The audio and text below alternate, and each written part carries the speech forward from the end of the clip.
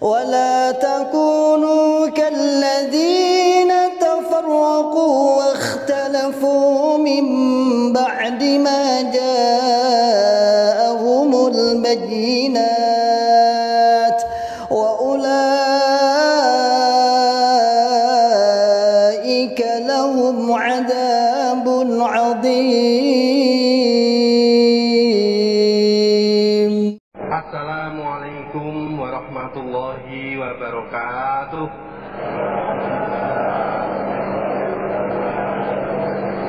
Alhamdulillahilladzi hadana lihada wa ma kunna linahtadiya laula an hadanallah. Laqad ja'at rusul rabbina bil haqq wa nudu an tilkumul jannatu uristumuha bima kuntum ta'malun. Ashhadu an la ilaha illallah wa ashhadu anna muhammadar rasulullah sallallahu alaihi wasallam wa ala alihi wa ashabihi amma ba'du. Para saudara jamaah, pertama saya mengucapkan syukur kepada Allah atas nikmat Allah, pemberian Allah yang diberikan kepada kita. Menurut dalil dan kenyataan, nikmat Allah, pemberian Allah, rahmat Allah yang diberikan kepada kita sangat banyak sekali. Karena banyaknya, sampai menurut dalil kita tidak bisa menghitung. Cocok dengan firman-Nya, wa in ta'uddu nikmatallah la tuhsuha. Jika kamu mau menghitung banyaknya atau menopal nilai besarnya nikmat, la tuhsuha, tidak bisa menghitung kamu sekalian pada nikmat. Berarti nikmat Allah, rahmat Allah, pemberian Allah yang diberikan kepada kita sangat banyak sekali. Di antara nikmat Allah yang diberikan kepada kita, yang nomor satu, yang paling pol, yang tidak ada bandingan, yaitu nikmat hidayah. Nikmat hidayah ini betul-betul nikmat pemberian dari Allah. Selain Allah tidak bisa memberi. Cocok dengan firman-Nya yang tertulis dalam surat Yunus ayat 100, wa ma kana linafsin an tu'mina illa biiznillah. Tidak ada bagi seseorang mau iman kecuali dengan izin Allah. Cocok dengan ayat yang saya baca di awal tadi, wa ma kunna linahtadiya laula an hadanallah. Berarti nikmat hidayah, nikmat petunjuk, nikmat kita mau menerima Quran hadis jamaah, ini yang bisa memberi hanya Allah. Dan nikmat hidayah ini nilainya adalah surga. Cocok dengan firman-Nya, innal ladzina amanu wa amilus sholihat yahdihim rabbuhum biimanihim tajri min tahtihimul anhar fi jannatin na'im. Di dalam surat Yunus, sesungguhnya orang iman karena yahdihim rabbuhum biimanihim, karena Allah yang memberi. Allah yang memberi hidayah itu Allah. Hasilnya tajri min tahtihimul anhar fi jannatin na'im, mendapat surga. Berarti nikmat hidayah ini, nikmat petunjuk ini, nikmat kita mau menerima Quran hadis jamaah ini yang memberi Allah dan nilainya surga. Sebaliknya, Kalau sampai ada orang kok tidak diberi hidayah, kok tidak diberi petunjuk, kok tidak diberi mau menerima Quran hadis jamaah, kenapa kok tidak diberi? Karena memang Allah tidak memberi. Resikonya apa? Resikonya neraka. Cocok dengan firman-Nya yang tertulis dalam surat Nahl. Innalladzina la yu'minuna bi ayatina la yahdihimullah walahum adzabun alim. Sesungguhnya orang yang tidak percaya dengan Quran. Kenapa kok tidak percaya? Karena memang la yahdihimullah, Allah tidak memberi hidayah. Resikonya walahum adzabun alim, bagi mereka neraka.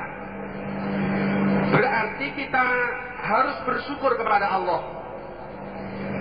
Kita diberi oleh Allah hidayah, kita diberi oleh Allah petunjuk, kita diberi oleh Allah mau menerima Quran hadis jamaah. Ini nilainya surga. Maka di sini saya mengucapkan kalimat syukur kepada Allah dengan ucapan kalimat syukur, alhamdulillah, alhamdulillahirabbil alamin. Yang kedua, saya mengucapkan kalimat syukur kepada semua perantara-perantara agama. Karena kita mendapat hidayah ini jelas melewati perantara. Sampai Nabi Muhammad Rasulullah Sallallahu Alaihi Wasallam mendapatkan hidayah, mendapatkan wahyu Al-Quran, ini juga melewati perantara. Berarti perantara-perantara mempunyai jasa yang besar. Maka dari itu harus kita syukuri. Maka di sini saya mengucapkan kalimat syukur kepada semua perantara-perantara agama dengan ucapan syukur, alhamdulillah, alhamdulillah, jazahumullahu khairan. Yang ketiga, saya mengucapkan syukur kepada jamaah-jamaah semuanya. Kiriman-kiriman dari daerah-daerah, mubalighat atas kehadirannya, meninggalkan istri yang sudah punya istri, meninggalkan anak, meninggalkan saudara, meninggalkan orang tua, meninggalkan rumahnya, perlu datang ke sini dalam rangka ketaatan. Maka atas kehadirannya, atas kesabarannya, atas ketaatannya, semuanya saya syukuri dengan ucapan syukur, alhamdulillah, jazakumullahu khairan. Selanjutnya para saudara jamaah, untuk mengawali acara asrama pengajian khataman Al-Quran Qiraatus Sabah ini, nasihat saya menyambung, memperkuat, melancarkan nasihat pokok, nasihat utama dari Bapak Imam kepada satu-satunya warga jamaah. Adapun nasihat pokok dari Bapak Imam, yaitu jamaah dinasihati oleh Bapak Imam sebagai nasihat pokok, di mana saja, kapan saja, dalam keadaan yang bagaimana saja, jamaah supaya tetap Quran hadis jamaah.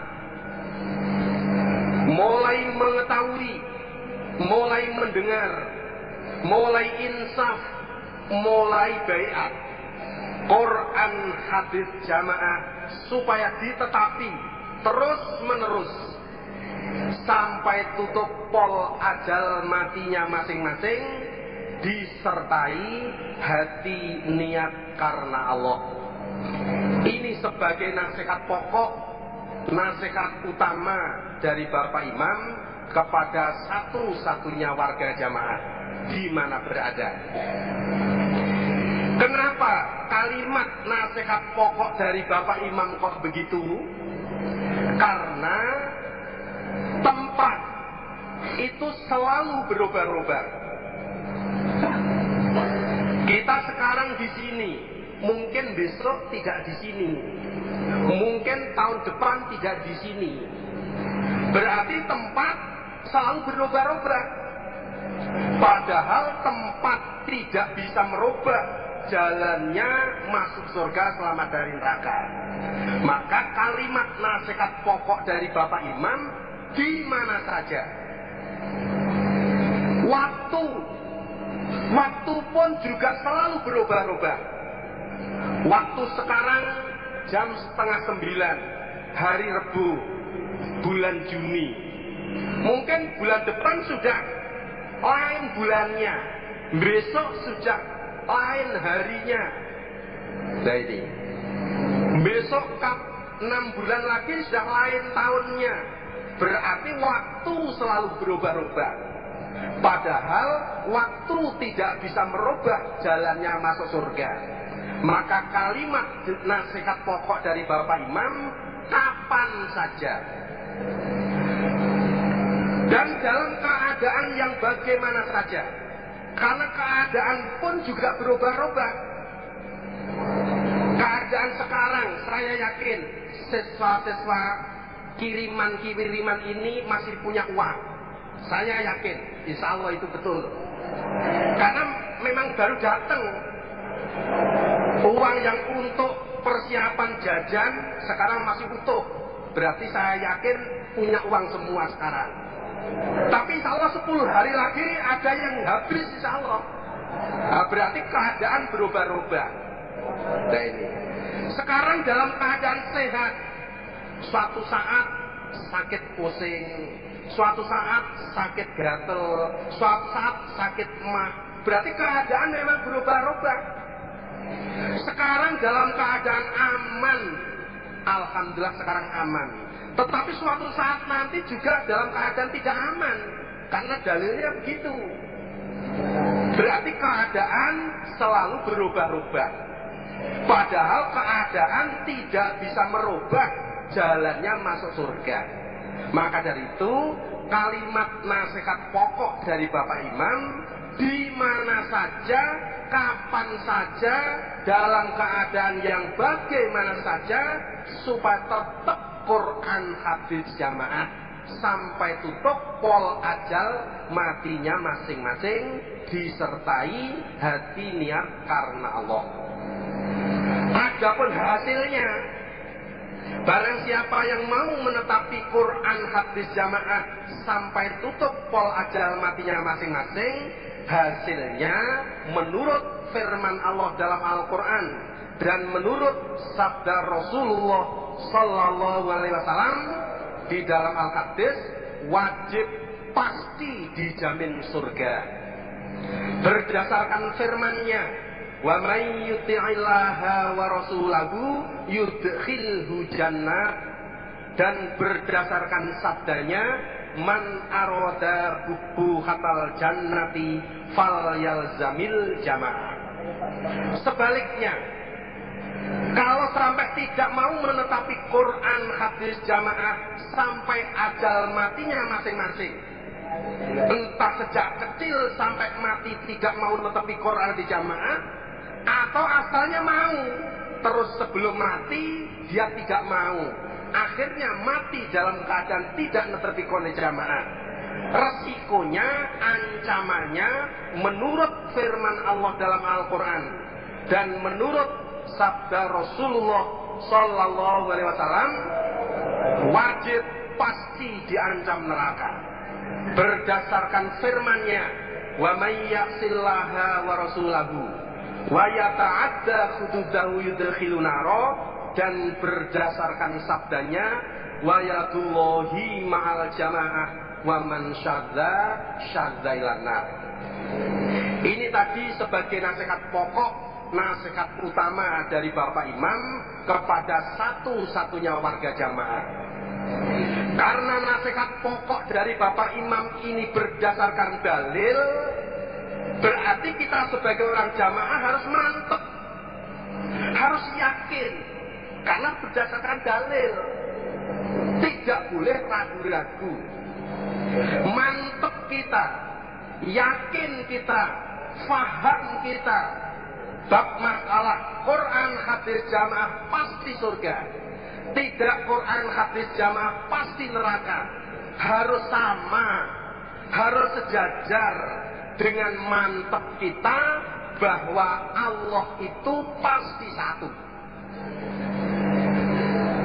Kalau kefahaman kita sudah begitu, berarti kefahaman kita ini sudah kuat. Kita yakin, kita mantap bahwa Allah pasti satu. Taunya dari mana? Dari firman Allah. Qul huwallahu ahad. Innama ilahukum ilahun wahid. Fa'lam annahu la ilaha illallah. Dengan firman Allah itu kita mantap, kita yakin bahwa Allah pasti satu. Kalau kita mantap begitu, kita pun juga harus mantap bahwa Quran hadis jamaah pasti surga. Taunya juga dari firman Allah. Wa may yuti'illaha wa rasulahu yudkhilhu jannatin. Maka kalau kefahaman kita sudah begitu, berarti kefahaman kita sudah kuat. Tetapi kalau kefahaman kita belum begitu, berarti kefahaman kita belum kuat. Allah pasti satu, kita percaya 100%. Tetapi kalau Quran hadis jamaah pasti surga, kita masih kurang percaya. Berarti kefahaman kita belum kuat. Berarti kita terkena ayat, terkena dalil, nu'minu bi ba'din wa nakfuru bi ba'din. Akhirnya ditutup dengan ayat wa ulaika humul kafiruna haqqo. Maka dari itu kita sebagai orang jamaah supaya betul-betul mantap, yakin, paham bahwa Quran hadis jamaah pasti surga. Jangan ragu-ragu. Sebagai menetapi firman Allah, innamal mu'minuna alladzina amanu billahi wa rasulih tsumma lam yartabu.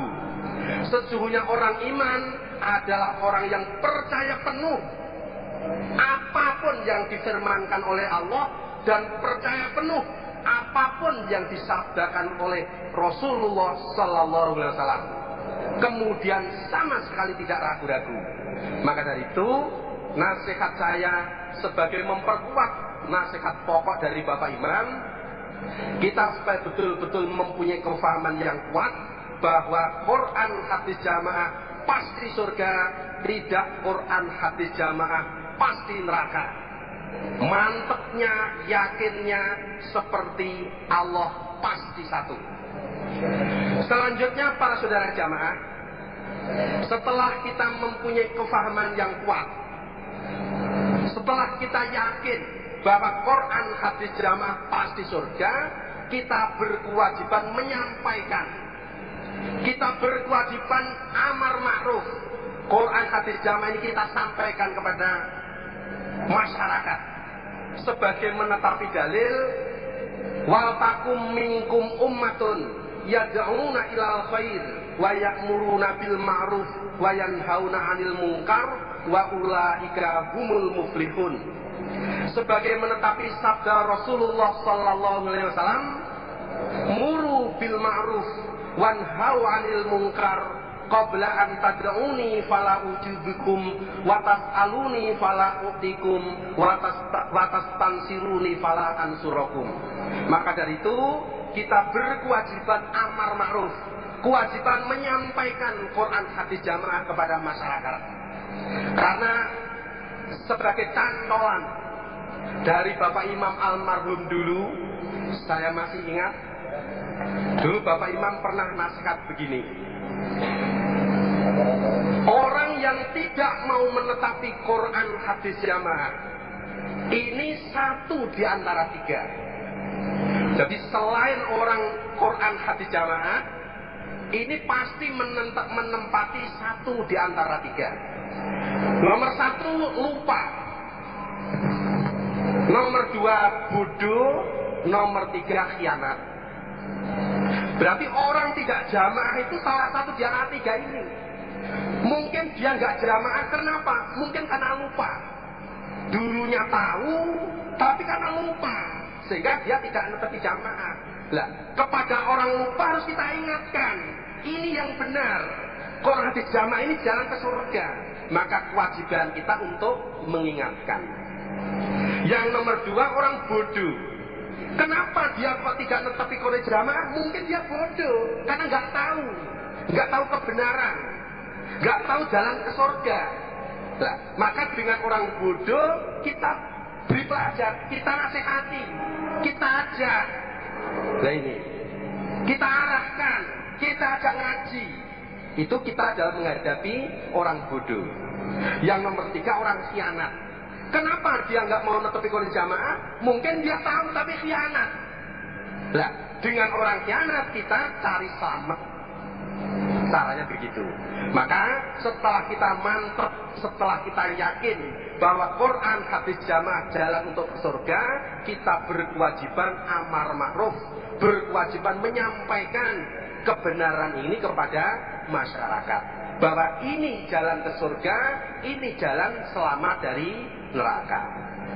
Selanjutnya para saudara jamaah, selain kita berkewajiban menetapi Quran hadis jamaah sampai tutup pol ajal matinya masing-masing, kita juga mempunyai kewajiban berusaha bagaimana caranya supaya Quran hadis jamaah ini bisa berjalan dengan lestari sampai ila yaumil kiamat.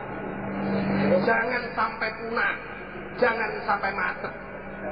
Karena kalau sampai Quran hadis jamaah ini macet, kalau sampai Quran hadis jamaah ini punah, berarti tertutuplah jalan untuk masuk surga, selamat dari neraka. Padahal kita diperintah oleh Allah di dalam ayat lain, ya ayyuhalladzina amanu qu anfusakum wa ahlikum naro. Hai orang iman, jagalah dirimu dan keluargamu, ahli familimu dari neraka. Nah, padahal kalau sampai Quran jamaah ini macet, kalau sampai Quran jamaah ini punah, berarti jalan ke surga untuk anak cucu kita macet, punah, tertutup. Nah ini, maka dari itu kita berkewajiban berusaha supaya Quran hadis jamaah ini bisa lestari, bisa berjalan lancar sampai ila yaumil kiamat, jangan sampai macet, jangan sampai punah. Bagaimana caranya? Antara lain kita diberi resep oleh Bapak Imam, yaitu pembinaan ke dalam. 5 pembinaan ke dalam supaya betul-betul terwujud, supaya jamaah ini bisa berjalan secara lestari sampai ila yaumil kiamat. Nomor 1, 5 pembinaan ke dalam, yaitu jamaah, terutama muda-mudi jamaah, cabirawit jamaah, mempunyai kefahaman yang kuat. Jadi jamaah khususnya, umumnya semua jamaah, khususnya remaja-remaja, muda-mudi jamaah, supaya mempunyai kefahaman yang kuat bahwa Quran hadis jamaah pasti surga. Itu harus darah daging, harus balung sumsum, harus mantap betul. Tidak Quran hadis jamaah pasti neraka, harus mantap betul, tidak boleh ragu-ragu. Nah, supaya mempunyai kefahaman yang kuat, resepnya ada 4. Nomor 1, senang ngaji. Maka bab ngaji digalakkan, bab ngaji betul-betul supaya diperbanyak, ditingkatkan. Karena dengan senang ngaji, keimanan pasti meningkat. Keimanan pasti meningkat. Cocok dengan firman-Nya, innal alladzina idza dzukirallahu wajilat qulubuhum wa idza tuliyat alaihim ayatuhu zadathum imana. Maka dengan senang ngaji, alamat kefahamannya kuat, keimanannya meningkat. Nomor 2, senang mendengarkan nasihat. Karena dengan mendengarkan nasihat bisa merubah yang asalnya tidak paham jadi paham, yang asalnya kurang mempersungguh jadi mempersungguh. Nah ini menyebabkan kepahamannya kuat. Maka jamaah supaya betul-betul bisa menerima nasihat dari siapapun. Kalau memang itu nasihat harus kita terima. Nah ini dari siapapun. Cocok dengan dalilnya undur makila wala tandur mankola. Karena dengan nasihat bisa merubah. Yang nomor 3, jamaah supaya berusaha berteman, bergaul, berkawan dengan orang-orang yang paham. Karena dengan teman, kawan yang paham, ini bisa menambah kefahaman, bisa menambah kekuatan keimanan. Di dalam hadis dikatakan, Nabi menggambarkan orang yang berteman dengan orang yang paham seperti orang yang berdekatan penjual minyak wangi. Orang yang berteman dengan orang yang tidak paham, Nabi menggambarkan seperti orang yang berdekatan dengan tukang pandai besi. Nah ini maka dari itu teman ini menentukan. Maka supaya kita bisa paham, jamaah supaya berteman, berkawan dengan orang-orang yang paham.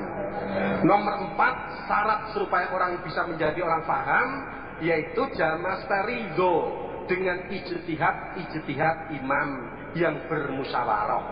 Karena setiap bapak imam memberikan ijtihad, ini bermusyawarah, maka jamaah tinggal menerima saja. Nomor 2, jamaah supaya menertibkan amalan-amalannya. Amalan-amalan baiknya ditertibkan. Sudah biasa mengerjakan sholat tasbih tiap hari, nah itu ditertibkan. Sudah biasa doa malam mulai jam 3 sampai subuh, amalan-amalan yang baik itu ditertibkan. Sudah biasa mewajibkan dirinya setiap hari membaca Al-Quran 1 juz, itu ditertibkan. Jadi amalan-amalan baik yang sudah kita kerjakan, kita supaya menertibkan dan berusaha menertibkan amalan-amalan yang baik. Baik. Gandengannya menertibkan amalan-amalan baik, menjauhi pelanggaran-pelanggaran. Jangan sampai amalan baiknya tertib, tapi pelanggarannya juga tertib. Sama itu nanti nggak ada peningkatan. Maka supaya jamaah ini bisa lestari, jamaah ini bisa terus, jamaah ini bisa mempunyai kefahaman yang baik. Jadi nomor 2, menertibkan amalan-amalan yang baik, gandengannya menjauhi pelanggaran-pelanggaran. Yang nomor 3, mewujudkan kerukunan dan kekompakan. Di dalam jamaah, kerukunan dan kekompakan harus terwujud. Umpama ada masalah di dalam jamaah kecil, dimaafkan. Ada masalah dengan temannya, masalah kecil, yang banyak pemaafnya, yang banyak memaafkannya. Kalau ada masalah besar, dikecilkan. Nah, ini menyebabkan kerukunan dan kekompakan. Karena dengan kerukunan dan kekompakan kita bisa menjadi kuat dan akhirnya surga. Tetapi kalau kita tidak menjaga kerukunan dan kekompakan, resikonya kekuatannya hilang. Wala tanaza'u fatafsalu wa tadhhabu rihukum. Resikonya di akhiratnya surganya gagal.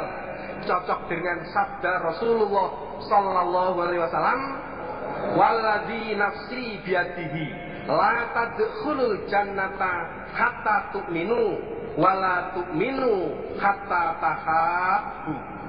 Maka dari itu kerukunan di dalam jamaah harus betul-betul terwujud. Supaya kita bisa rukun, kuncinya dikerjakan. Kuncinya kerukunan adalah ada 3. Kuncinya kerukunan. Kalau syaratnya kerukunan ada 5, kuncinya kerukunan ada 3. Yaitu jamaah yang mendapatkan dakwaan keimaman supaya nasihat ijtihad secara adil rafiq muhsin arif. Nomor 2, jamaah yang mendapatkan dapaan pengurus supaya membantu lancarnya ijtihad imam yang adil Rafiq Muhsin Aris. Nomor 3, jamaah biasa supaya betul-betul taat bil ma'ruf. Kalau 3 ini dikerjakan masing-masing mengerjakan dakwaannya, insya Allah kerukunan dan kekompakan akan terwujud.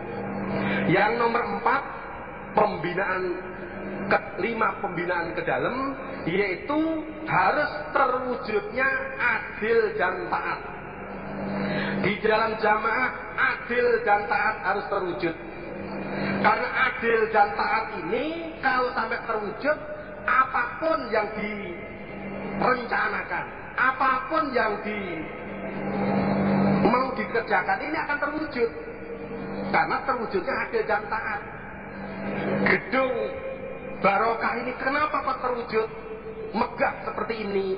Karena terwujudnya adil dan taat. Menara yang setinggi 100 meter itu kenapa kok bisa ada? Kenapa kok bisa terwujud?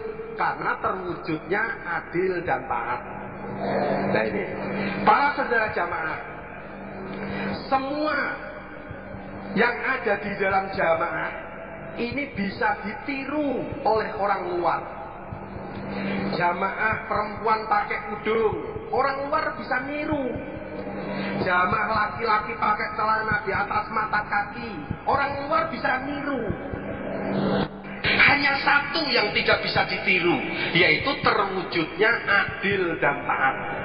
Karena dengan adil dan taat, surga lancar, surga pasti. Yang mempunyai dapaan keimaman karena dia adil, surga pasti. Yang menjadi jamaah karena taat, surga pasti. Maka dari itu, adil dan taat harus terwujud. Yang nomor 5, yaitu supaya menjaga nama baik jamaah. Caranya dengan fatonah, bitonah, butiluhur. Maka nasihat Bapak Imam di dalam tek-tek beberapa bulan yang lalu, yaitu jamaah diusahakan menjadi penengah di masyarakat. Ini termasuk menjaga nama baik jamaah. Kalau jamaah itu di tingkat RT, diusahakan menjadi penengah di situ. Kalau jamaah itu di tingkat kabupaten, diusahakan menjadi penengah di situ. Nah, ini termasuk menjaga nama baik jamaah. Selanjutnya, para saudara jamaah, kewajiban pokok kita sebagai orang jamaah yaitu 5 bab. Nomor 1, mengaji Quran hadis. Semua orang jamaah harus ngaji. Karena dengan ngaji, manfaatnya sangat besar. Nomor 1, manfaatnya mengesahkan pengamalan. Dengan kita ngaji, amalannya jadi sah.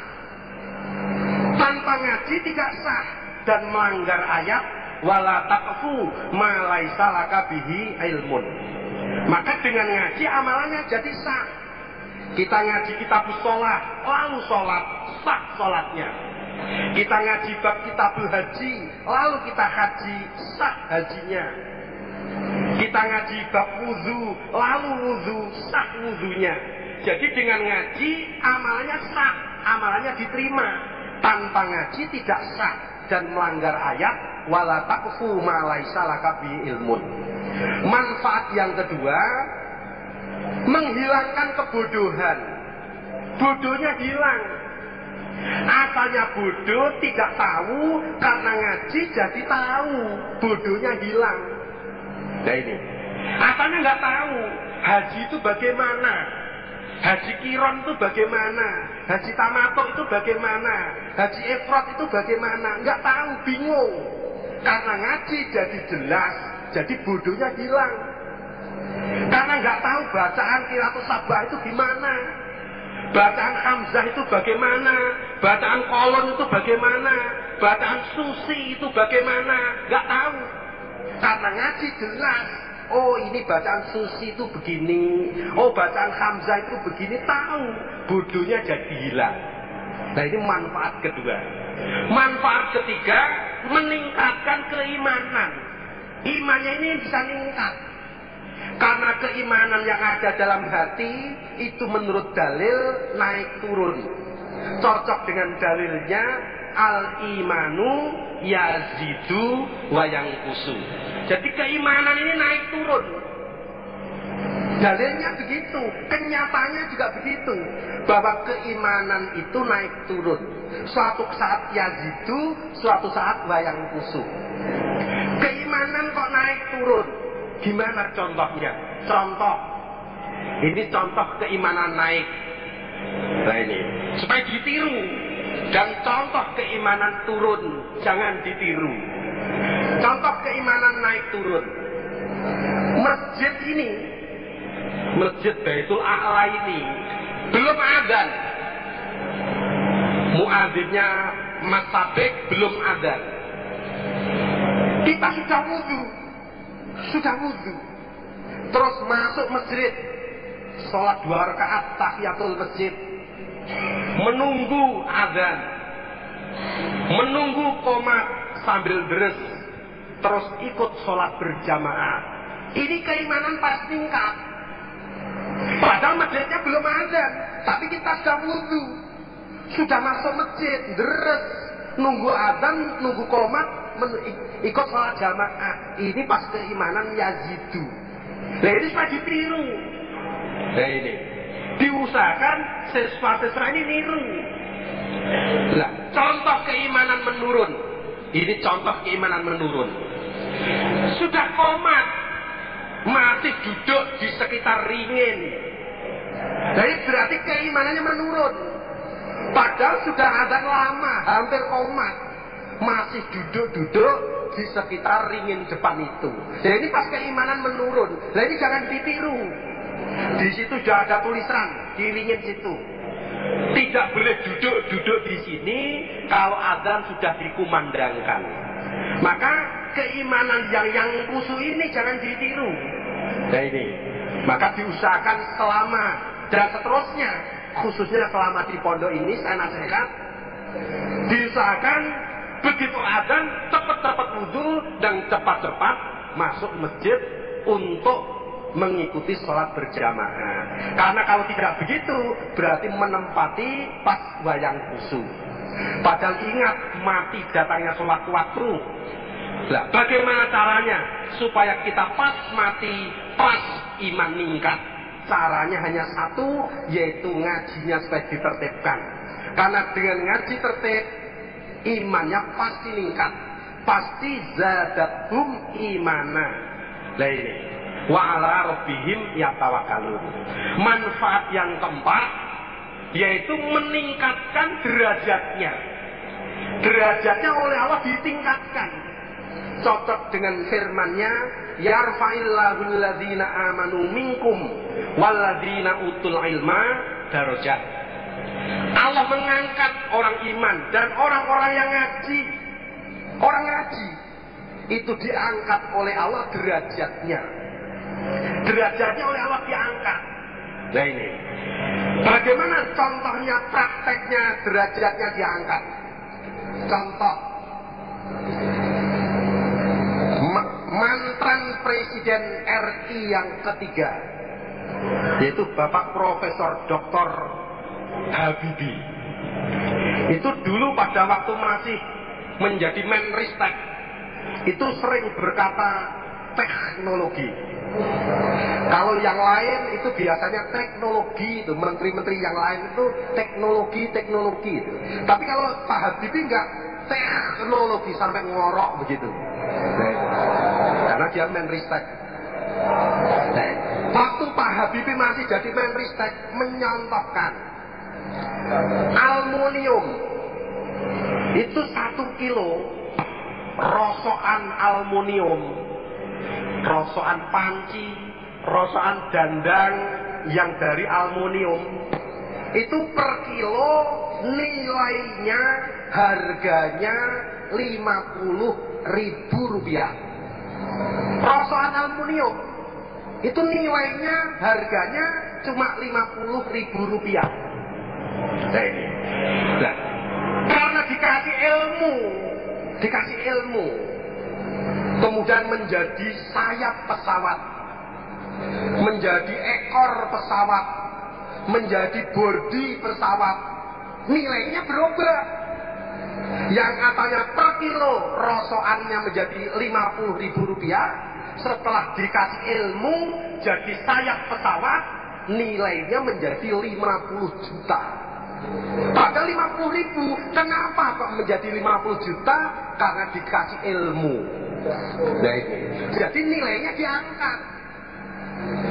Rosokan besi tua 25 kilo, bekas cangkul, bekas arit, bekas linggis, rosokan besi tua 25 kilo. Itu nilainya cuma Rp50.000. Nilainya, karena rosokan besi tua 25 kilo, nilainya cuma Rp50.000. Dikasih ilmu, dimasukkan pabrik Honda, keluar jadi Supra. Dimasukkan pabrik Suzuki, keluar jadi Shogun. Karena dikasih ilmu, nilainya menjadi 12 juta. Padahal asalnya cuma 50.000. Karena dikasih ilmu, nilainya menjadi 12 juta. Kita ya begitu. Kita sebelum ngaji Quran hadis, itu nilainya sampah. Terang-terangan saja. Kita sebelum ngaji Quran hadis, nilainya syarrul bariyah. Dalilnya begitu. Karena orang sebelum ngaji Quran hadis, sebelum tahu Quran hadis, itu nilainya syarrul bariyah. Setelah kita ngaji Quran hadis, nilainya diangkat oleh Allah menjadi khairukum man ta'allamal Qur'ana wa 'allama. Asalnya syarrul bariyah menjadi khairukum. Inilah praktek diantara, contoh diantara yarfa'illahu alladhina amanu minkum walladhina utul ilma darajat. Diangkat derajatnya. Maka dari itu manfaatnya ngaji ini betul-betul pol, betul-betul besar. Maka bab ngaji supaya betul-betul digalakkan, ditertibkan, bahkan ditingkatkan. Alhamdulillah di pusat sendiri Bapak Imam berusaha bab ngaji ditingkatkan. Contohnya dulu setiap asrama itu kadang-kadang 2 tahun. Jadi antar asrama sampai asrama lagi 2 tahun. Oleh Bapak Imam ditingkatkan menjadi tiap tahun. Tiap tahun diusahakan ada asrama. Sekarang ditingkatkan lagi. Bapak Imam Ijtihad diusahakan di Pondok Kediri ini setiap 6 bulan sekali, setiap bulan Juni dan Desember diusahakan ada asrama. Jadi berarti pusat sendiri berusaha nyontoni, meningkatkan. Nah ini. Nah, yang lalu-lalu setiap asrama hanya mendapatkan 2 juz. Lamanya cuma 1 minggu. Mulai bulan ini disediati lagi oleh Bapak Imam. Diusahakan setiap asrama setidak-tidaknya dapat 3 juz. Dan lamanya yang asalnya seminggu ditingkatkan menjadi 10 hari. Nah ini berarti ada peningkatan. Pusat sendiri berusaha meningkatkan, menertibkan dan berusaha meningkatkan. Maka di daerah-daerah, desa-desa, kelompok-kelompok supaya berusaha bab ngaji ditingkatkan. Nah ini termasuk adik-adik ini, kiriman-kiriman ini supaya betul-betul meningkatkan. Nah ini nanti setelah pulang berusaha meningkatkan, menyampaikan kepada jamaah. Bapak-bapak, adik-adik yang menjadi kiriman ini betul-betul mendapatkan kepercayaan dari daerahnya masing-masing. Maka di dalam ngaji ke pusat ini supaya berusaha harus sampai paham, harus sampai ngerti. Nah ini. Sebab kalau begitu nanti dalam menyampaikan di daerahnya juga bisa jelas, tidak ada kekeliruan. Tapi kalau di sini belum paham, kurang jelas, Nanti setelah menyampaikan di sana ya, yang disampaikan itu yang kurang jelas tadi. Berarti ada kekeliruan. Maka di dalam ngaji di pusat ini menjadi dipercaya oleh daerahnya masing-masing ini, supaya kita di dalam ngaji ini supaya betul-betul bisa paham, bisa jelas. Kalau kurang paham, kurang jelas, ditanyakan sampai paham, sampai jelas. Maka di dalam ngaji antara lain supaya kita bisa paham, supaya kita bisa masuk 4 penyakit supaya dibuang. Sebab kalau salah satu di antara 4 ini atau kesemuanya nempel di diri kita, pasti tidak paham. Maka supaya kita di dalam ngaji ini bisa paham, bisa masuk 4 penyakit ini supaya dibuang. Nomor 1, ngantuk. Ngantuk. Nah ini. Adik-adik jamaah-jamaah dikirimkan oleh daerah ke sini itu tidak untuk ngantuk. Saya yakin Pak Daerah, kamu saya kirimkan ke sana supaya nanti kamu di sana ngantuk ya. Nggak ada insya Allah. Daerah yang begitu nggak ada. Karena kalau orang ngantuk pasti tidak paham. Pasti nggak paham. Namanya ngantuk, nggak paham. Nah ini. Maka sampai ada ucapan penyangga kepala ini bukan leher. Penyangga kepala ini bukan leher, tetapi mata. Buktinya Mike Tyson itu lehernya beton, si leher beton. Nah itu lehernya Mike Tyson itu kan beton katanya, si leher beton. Tapi pernah disorting di TV pas ngantuk, kepalanya ya begini, kepalanya doyong padahal leher beton. Berarti jelas penyangga kepala bukan leher, tapi penyangga kepala adalah mata. Walaupun leher beton, kalau matanya ngantuk pasti kepalanya miring. Maka dari itu supaya kita bisa paham, ngantuk harus dijauhi. Maka waktu-waktu pengajian di pondok sudah diatur, sudah dimusyawarah. Waktu cuci pakaian, waktu sarapan, waktu ngaji, waktu tidur, waktu penderesan, waktu sholat, sudah ada semua. Di kantor-kantor, di tempat-tempat kamar-kamar sudah ada tulisan itu. Waktunya sholat subuh jam berapa, zuhur, asar, maghrib, isya. Waktunya sarapan jam berapa, waktunya mandi, cuci pakaian jam berapa, waktunya tidur jam berapa.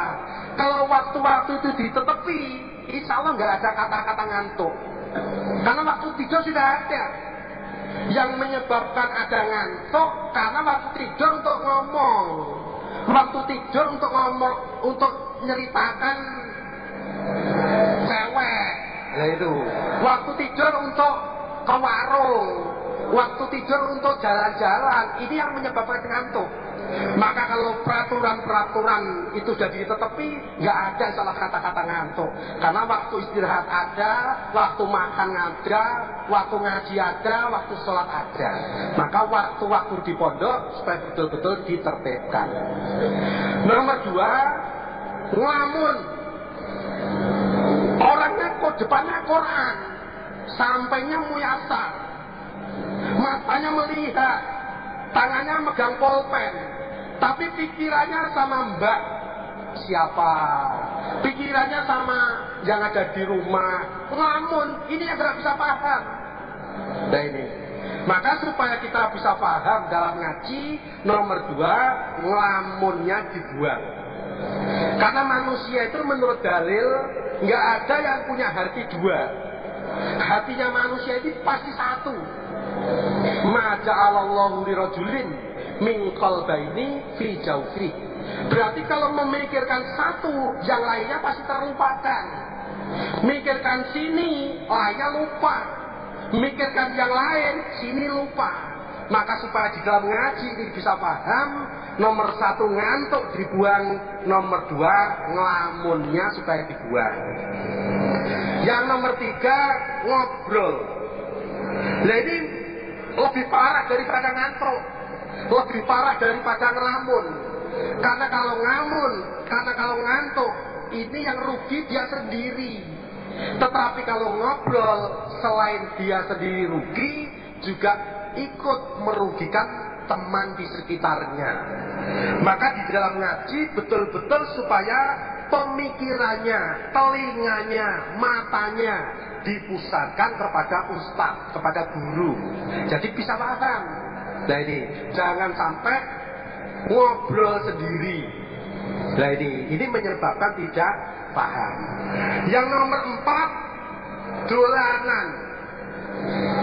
Tidak ngantuk, tidak ngelamun, tidak ngobrol, tapi dolanan. Ngaji Quran, depannya Quran, sampingnya muyasar. Terus ada lalat, 2 tumpah-tumpahan, gedulinan. Ayo, nah ini namanya dolanan. Ini menyebabkan nggak paham ini.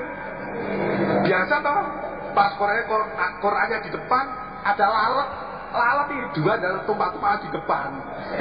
Ada lalat. Nah, ini dolanan nih. Ini menyebabkan nggak paham.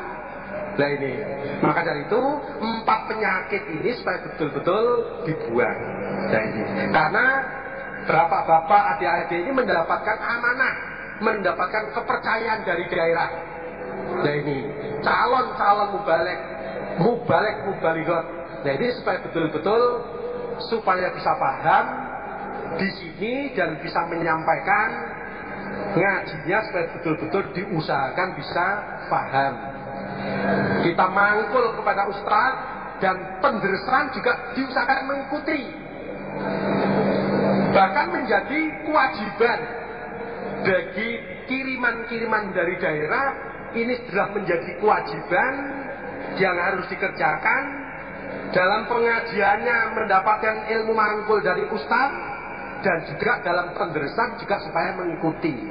Adapun yang person itu mengikuti boleh, tidak mengikuti istilahnya ya nggak apa-apa. Tapi yang menjadi kiriman harus mengikuti penderesan. Setelah waktu-waktu senggang mengikuti penderesan. Kewajiban yang kedua mengamalkan Quran hadis. Setelah kita ji, nomor 2 kita amalkan. Karena dengan mengamalkan dijamin surga. Watil kal jannatul lati uristumuha bima kuntum ta'malun. Yang nomor 3 membela Quran hadis. Jamaah ini harus kita belani, karena dengan kita belani pasti lancar. Karena janji dari Allah, ya ayyuhalladzina amanu in tansurullaha yansurkum. Dengan pertolongan Allah yang mesti lancar. Maka dari itu jamaah ini harus kita belani bi amwalikum wa anfusikum. Yang nomor 4, sambung jamaah. Jadi sambung jamaahnya supaya ditertibkan.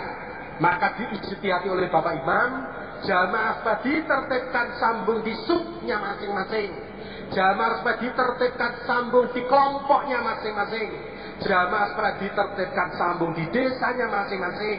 Jamaah supaya ditertibkan sambung di daerahnya masing-masing. Terus tiap bulan daerahnya menyambungkan ke pusat. Ini dalam rangka sambung jamaah supaya tertib. Yang nomor 5, jamaah supaya taat. Taat kepada Allah, taat kepada Rasul, taat kepada imam. Sebagai menetapi firman Allah, ya ayyuhalladzina amanu atiullaha wa atiur rasula wa ulil amri minkum. Sebagai menetapi sabda Rasulullah sallallahu alaihi wasallam, man ata'ani faqad ata Allah wa man asrani faqad asallah wa may yuti'il amir faqad ata'ani wa may ya'sil amir faqad asani. Dan di dalam kita mengerjakan 5 bab supaya diterima oleh Allah, supaya diberi pahala oleh Allah, supaya diberi surga oleh Allah, yaitu supaya disertai hati niat karena Allah.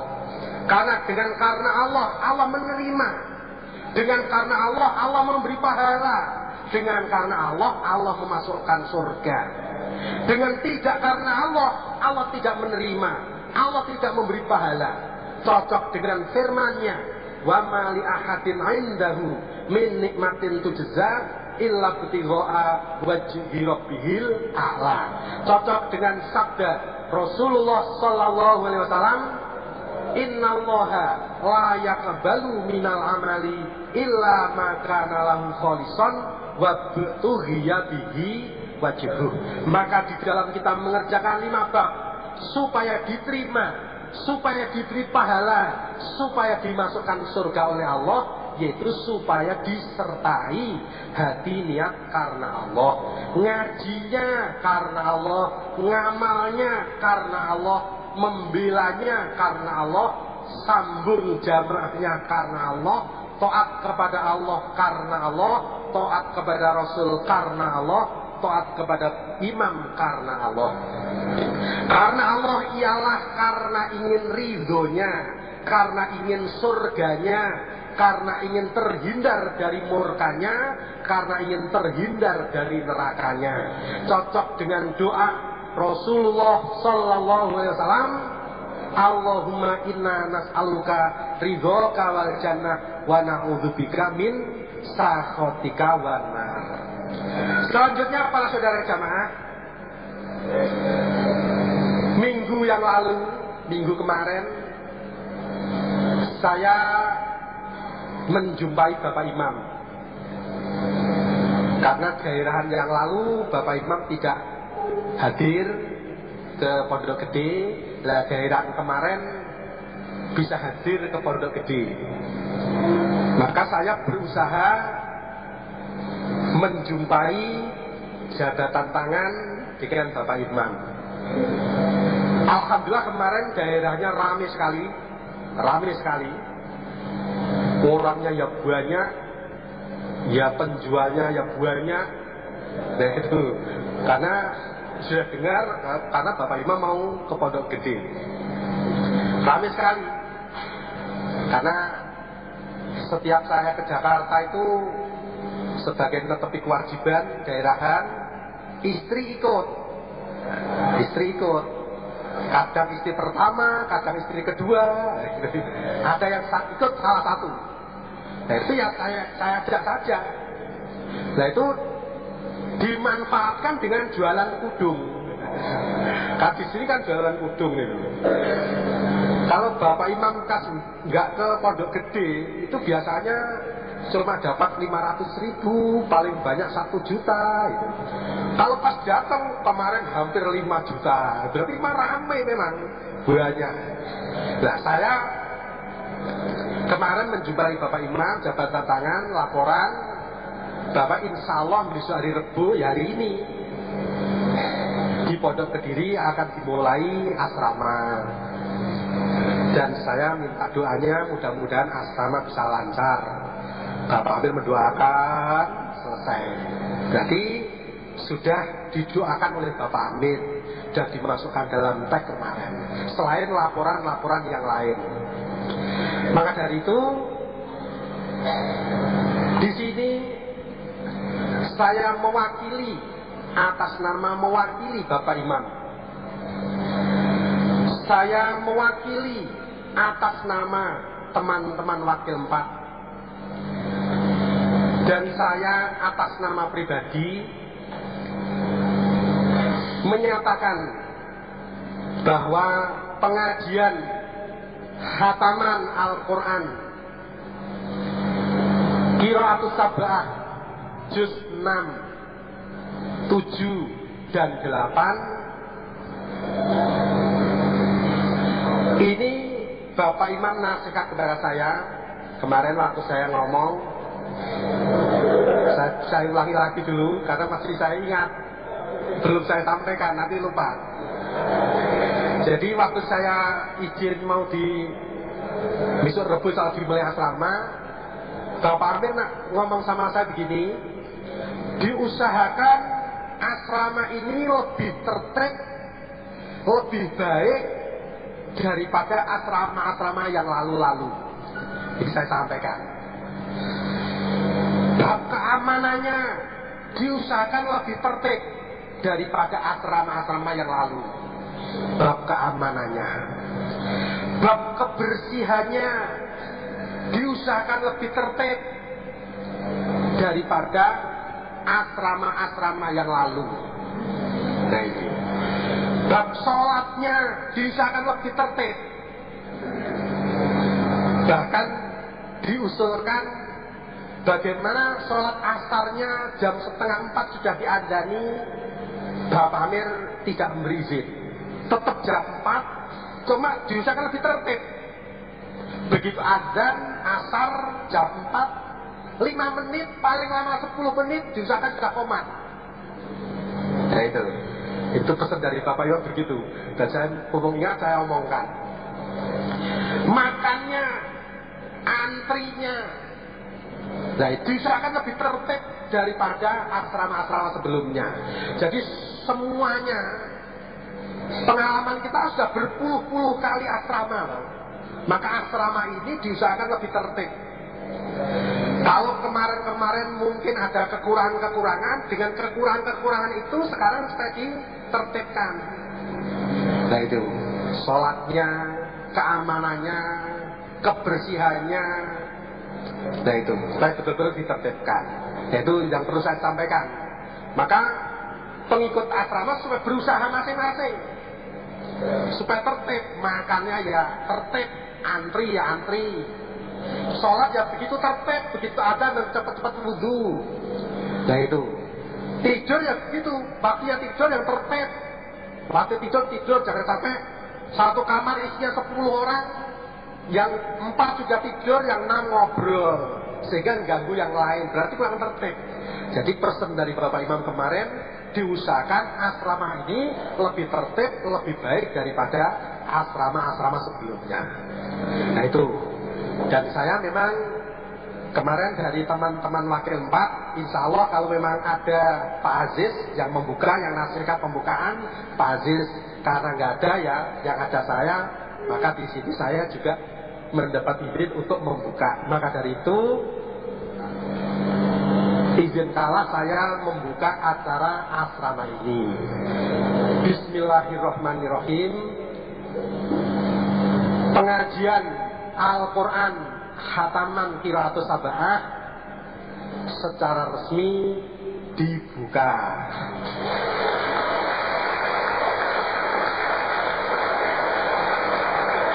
Alhamdulillah, jazakumullah khairan. Dari saya cukup sekian, mudah-mudahan Allah memberikan manfaat dan barokah. Amri barokahnya di sini saya doai. Bismillahirrahmanirrahim. Alhamdulillahirabbil alamin. Allahumma shalli ala Muhammad wa ala ali Muhammad kama shallaita ala ali Ibrahim wa barik ala Muhammad wa ala ali Muhammad kama barakta ala ali Ibrahim fil alamin innaka Hamidum Majid. Rabbana afrigh alaina sabra wa tsabbit aqdamana wansurna 'alal qaumil kafirin. Rabbana afrigh alaina sabra wa tawaffana muslimin. Rabbana hab lana min azwajina wa dzurriyyatina qurrata a'yun waj'alna lil muttaqina imama. Rabbana ighfir lana wa li ikhwanina alladzina sabaquna bil iman wa la taj'al fi qulubina ghillan lil ladzina amanu rabbana innaka ra'ufur rahim. Rabbana la tu'akhidna in nasina aw akhtana. Rabbana wa la tahmil alaina isran kama hamaltahu ala alladzina min qablina. Rabbana wa la tuhammilna ma la taqata lana bi wa'fu 'anna waghfir lana warhamna anta maulana fansurna 'alal qaumil kafirin. Rabbana la tuzigh qulubana ba'da idh hadaitana wa hab lana min ladunka rahmah innaka antal wahhab ya muqallibal qulub tsabbit qulubana 'ala dinik. Allahumma anji aimatana wa anji jama'atana. Allahumma ansur aimatana wa mansur jama'atana. Allahumma barik aimatana wa barik jama'atana. Allahumma aslih aimatana wa aslih jama'atana. Allahumma shfi aimatana wa shfi jama'atana. Allahumma najjina wa ahlina wa immatana wa jama'atana minal qaumi dzalimin wa amalihim. Rabbana atina fid dunya hasanah wa fil akhirati hasanah wa qina adzabannar. Allahumma shalli ala Muhammad wa ala ali Muhammad walhamdulillahil alamin. Alhamdulillah, jazakumullah khairan. Assalamualaikum warahmatullahi wabarakatuh.